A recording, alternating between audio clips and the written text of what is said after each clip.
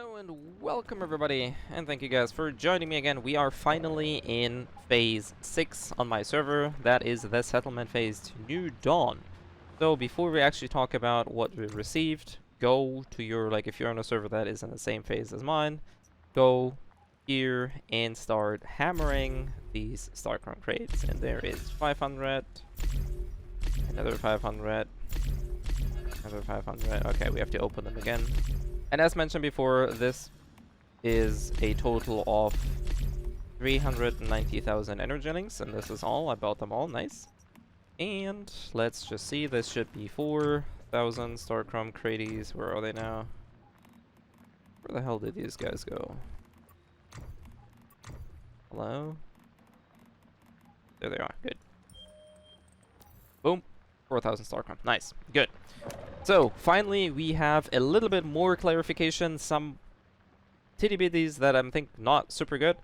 So, I am signed up. If you go to escape, press on the banner, you get this window here. You can also directly press on that little icon here to get there. But, going here, you can sign up. You see that we have a timer of 10 hours and 51 minutes until the server countdown is complete. So, before that, we will not be able to switch. However, there's a couple things to note here. First of all, as mentioned, we can join PvE or PvP, so I could try out PvP, but I really want to do PvE again, especially since we have some modifiers which are coming our way. Now we have Evolution's Call here and Matabus, so they are the same, but we have some things going on. The first thing that I want to mention is, despite the 10 hours and 51 minutes, you can see that this server is going to be available 15 hours and 20 minutes from now on. So in case you want to see the time, you just click on any of these servers, you click sign up, register, and then you see the timer. You can always unregister, so as long as you didn't join any server, there's no threat here.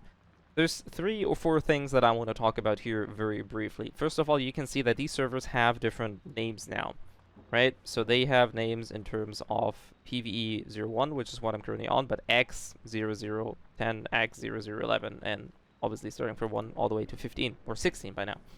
And they have a couple modifiers that are going into, so even if you play on a normal difficulty, which I don't even know if normal difficulty is going to be the same difficulty as a novice, maybe, maybe not, no clue, but you have these little butterfly icons that tell you what Deviant Invasions will be happening on your server. Now we don't know how much in terms of what impact this is going to be, if it's going to be every deviant that's going to have these buffs, or if it's only going to be specific deviants, only elites. So this is something that we have to be left to be seen. However, briefly, this is essentially a buff or a protection that these will get. So Void, for example, gives them a shield, gives them immunity to most damage, and you will get a cradle override, in this case called anti-void or anti-balance, this one essentially. And for Void, you need Unstable Bomber damage or Power Surge, and for Balance, you need Burn or Frost Vortex. Further down, they also mention that Shotguns and Rifle also counter Void, or Sniper Rifles and Pistol counter Balance. So there's a lot of combinations that you can go to. The thing that I don't really like is that they will... It feels like they want to clump together people that use similar builds. Now, I'm not entirely sure how much of an effect this will have in terms of gameplay, so we have yet to see how this actually plays out. Needless to say, you have 2 different choices. You have the Void and Balance setup, so the light blue and yellow tintish, and they have the green and the red, and that is Phase. Phase deviants have high damage reduction, and coherents are completely immune until you defeat, delete, and disable, I don't really know, the coherence device.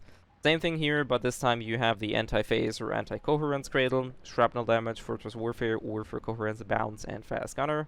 SMGs and sniper rifles counter the phase one, and pistols and crossbow counter coherence. Also, certain effects are enhanced. So for example, in the green and red one, fast gunner, burn, shrapnel, and fortress warfare are enhanced. And for the blue ones, unstable bomber, power surge, bullseye, and bounce are enhanced. Also, you can see that the wish machine will have, in specific season phases, will unlock prize pools for the Jaws, and so there seems to be, I'm not sure why they mentioned this specifically, they seem to be wanting people to play Jaws for some reason. And for the green and red one, there is the Predator and the Oasis mask, so this is for Fast Gunner. Now, there's also more calibration. There is Boost style, there is Frugal style. I think these are the only ones that I've seen so far. There might be more in this regard. Unfortunately, we don't really have numbers on this, so this is just, you know, it sounds good on paper, but until we actually know the actual in-game mechanics, it's a bit rough. Lastly, as I mentioned, we have one server as of right now that has difficulty hard. They mentioned pollution zones in the wilderness cover larger areas and have significantly increased contamination. Pollution zones are the ones where your backpack or your cradle starts beeping and you lose sanity. So this is going to be probably more prominent across the world, which I think is good because you can just drink beer to counter that effect, and that's it. And beer will be abundant in a later point in time. It may be a problem early on in the game, though. Energy and hydration deplete twice as quickly, and the effects of full energy and hydration last for shorter time. I'm not sure why they don't just say half or something, because here they manage to like tell you that you have to eat twice as often, but they don't really tell you how much further the buffs are. Deviants are faster, more aware of you, so they're probably going to notice you from further away or like stepping or sound something. And the attack frequency is increased. Overall faster, they spot you, hear you more quickly, or rather notice you more efficiently.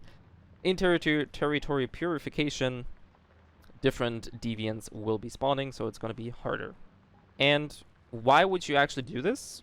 The increased rewards here state that season goals, the STARCHROM you get there is increased by 20%. As of right now, if my math is not incorrect, we got 20,000 STARCHROM from all the season goals. So this would be 24,000 STARCHROM from all the season goals. And now, unfortunately, they don't give us numbers here, but the amount of STARCHROM obtained from purifying Eclipse Cortices or Chaos Cortices, chaotic are PvP. So for us, it's going to be Eclipse, is also increased. Now, I would really wish to know how much this increase is, because this is like the main kicker, right? Why, like, of course, unless you want a challenge or something, but for most people, it's probably going to be interesting to see if the challenge or the risk they are taking going on a hard server is actually worth it. Because if you're going to get a measly 500 extra STARCHROM from your purification every week, we're going to end up with like 6,000 or 7,000 extra STARCHROM, which doesn't sound too bad, but looking at these challenges and stuff, it might actually not be worth it. Anyways, this is all that we have for now. As I mentioned, if you want to see the time for your specific server, click on sign up. There you go, register.